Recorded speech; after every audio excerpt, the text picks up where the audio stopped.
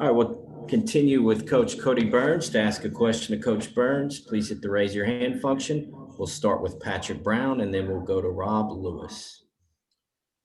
Hey, Kodi. Coach Golish on Saturday mentioned Bayless and Jimmy Callaway as a couple of guys that were doing pretty well at the wide receiver group so far. But with Callaway, he didn't really play a whole lot on offense last season. What have been your impressions of him, not only in these three practices, but in workouts and since you got the job here? I think Jimmy Callaway's got the right approach every single day. I think he's a kid that's extremely hungry. One of the more impressive things about Jimmy, he was a quarterback in high school. And so I think you can really see that translating to the football field in college right now, as far as being able to pick up the offense really quick, understanding defenses, understanding leverage. I think it's really played in his favor thus far. He's done a really good job so far. Really, Bayless, one of the biggest things with Bayless, he's got time on task. He was a starter at USC, played a lot of football in the Pac-12, and also has played here at Tennessee as well. So he's a veteran. And like I said, it's very hard to coach or get experience in this league, and that's something that Bayless does have.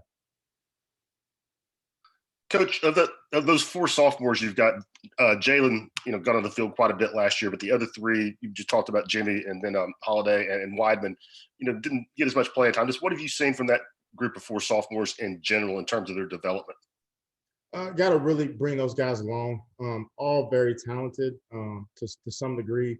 And right now, I'm really focusing on developing those guys and teaching them how to practice, how we do things here at Tennessee, how we play up tempo, just simple things that we call ball mechanics, and just teaching those guys how we play. Because I think there's no question all four have talent.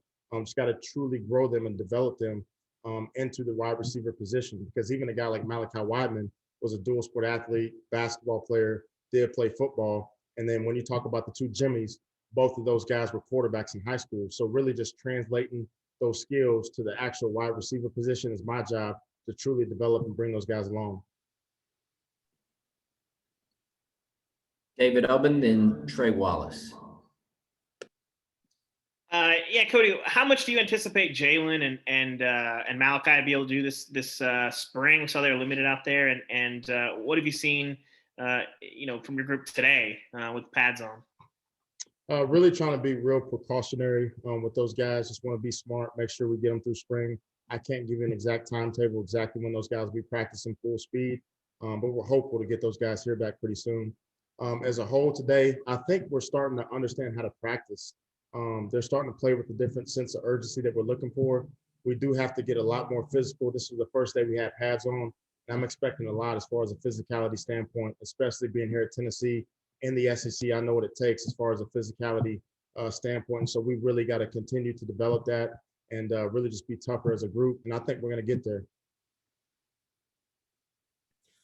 Kodi, when you look at the wide receiver group and the leadership, especially coming from winter, then when you got here and now into spring, is there one or two players on your side of the ball in your group that have stepped up and become the vocal leaders that you need as a coach?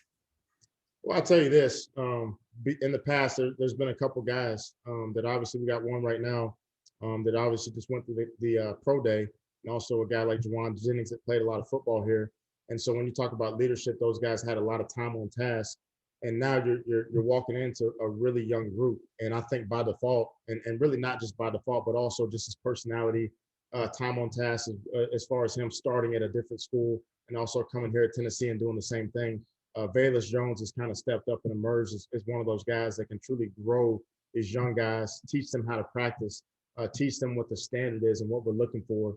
And so he's really taken right after me as far as what I'm asking and really trying to teach those young guys on exactly what we're looking for. So he's done a good job thus far. Wes Rucker, then Austin Price. Yeah, Kodi, I'm wondering how difficult it is to get guys to play with the pace y'all want them to play with at receiver. I mean, is that something that both from a physical standpoint and also from a mental standpoint, how difficult can that process be to learn? Well, the thing is, that's who we are. That's what we do. And so to some people, it may be difficult, but to us, it's the way of life. And so we got to get with the program. We got to understand what the standard is, what Coach Hype wants offensively, and that's to play fast.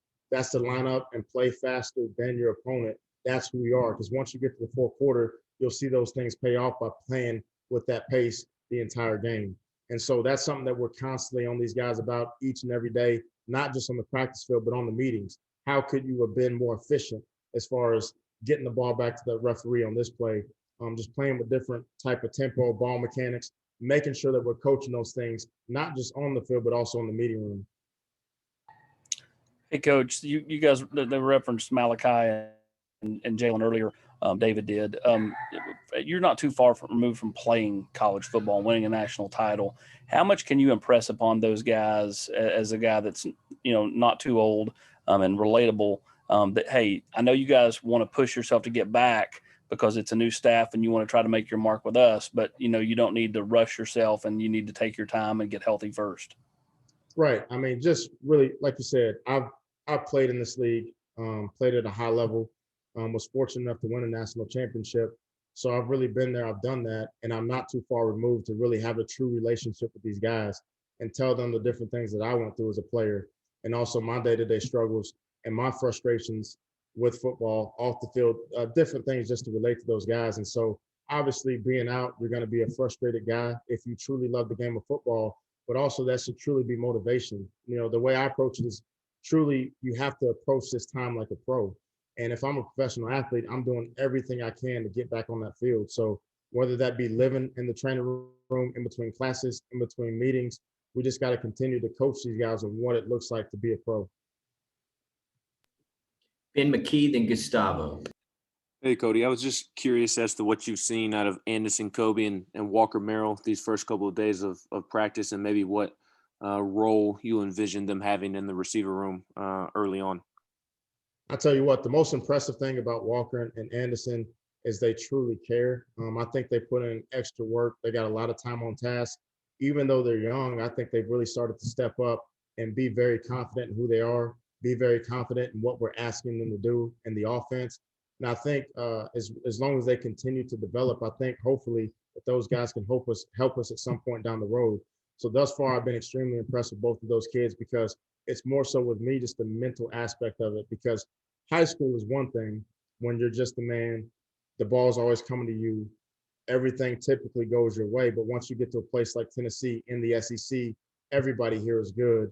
And so just the sense of urgency that they've had, the understanding of the playbook, the mental aspect of the game has been very impressive so far with both of those guys. Coach, first outside practice, full pads, you can do reps. How do you see that practice today? I bet you did more reps than probably you did last week. Yeah, the first practice outside for sure, it was good to actually see the sun fly around. I think it's a little bit different anytime you're outside. But I will tell you, I doubt that we were any short of reps from the first two practices. We practiced and we're going full speed, man. Those guys do a really good job, but that's one thing we're going to do regardless if we're inside or outside. We're going to go full speed. We're going to practice. We're going to get our work in, and that's what we've done today as well. Last two questions, Blake, then Matt Ray. Yeah, Kodi, I wanted to ask you off the field about recruiting, kind of big picture. And what's the sales pitch for Tennessee for a 2022 prospect right now, and how does Tennessee, build some momentum with upcoming recruits? To be honest, to sell Tennessee, it's not very hard at all. Tennessee is one of the most storied traditions in all of college football. Just the amount of national titles, the amount of SEC championships, and it wasn't that long ago that Tennessee was on the top. And so the sell really is to, why would you not want to be a part of getting Tennessee back to the standard of Tennessee football? You look at the campus, you look at the facilities being second to none, and then now coaching the wide receivers here at Tennessee, the style of offense. And I think that once guys start to see what we're doing in the spring game this fall coming up, as much as how we're going to throw the ball, what we do, the tempo at which we play with, and how different that we're going to be offensively than everybody else in the SEC, I don't think that it's going to be a hard sell once we start putting things on film that kids can truly see. And like I said, with that being said, outside of the football aspect, Tennessee is a storied tradition. And man, if I'm one of these young cats out there, a chance to play at Tennessee means something. And to play here at Rocky Top in front of 102,000, and that sells itself. So it's a blessing to be here truly. And I hope that those kids really understand that. And that's what I'm trying to get them to do in recruiting. Hey, Cody, Matt Ray with Sports Illustrated. You talked a little bit earlier about Jimmy Callaway playing quarterback in high school and it helping him along understanding the leverage. Looking back to your playing days, played both positions. How do you feel like that has helped you get to the level you are as a wide receivers coach now? Correct. So my story is very similar to a couple of guys that we have on our team right now. I was a quarterback my entire life. That's what I did. That's who I was. Never caught a pass in my life. And so once I was a junior in college, I actually ended up moving to wide receiver. And that transition for me was not that difficult because I understood coverages. I understood the run game. I understood the pass game. I understood leverage. I understood what defenses were trying to take away and do. And so that made me more knowledgeable as a player. Now, I had to teach myself how to catch, which I did. I ended up starting in the league, but just the transition from quarterback to wide receiver, I think is very, very simple from the standpoint of a knowledge aspect of the game. And so me and my coaching philosophy, I like to teach the wide receivers the position as a quarterback because I think it makes you a better wideout when you truly understand the game as a quarterback, not just what you do, but understand big picture, and that makes you a better player overall. David, really quickly, did you have a follow-up? Yeah, just real quick. Kodi, in this offense, how do you guys differentiate between the receiver spots? Do you have the sort of the traditional three, and how unique are those? How interchangeable are those? Very interchangeable. Right now, just introducing the offense, we're really trying to leave guys in certain spots so they get very familiar with what we're trying to get done. And then as we continue to grow and get familiar with everybody's positions, then we can start to mix and match, move guys around a little bit, and see who your true playmakers are and make sure we're getting those guys the ball. So we're definitely going to be multiple and interchangeable as far as that goes. You're not just going to be stuck in one spot. Thank you, Coach. All right, appreciate it. Thank you.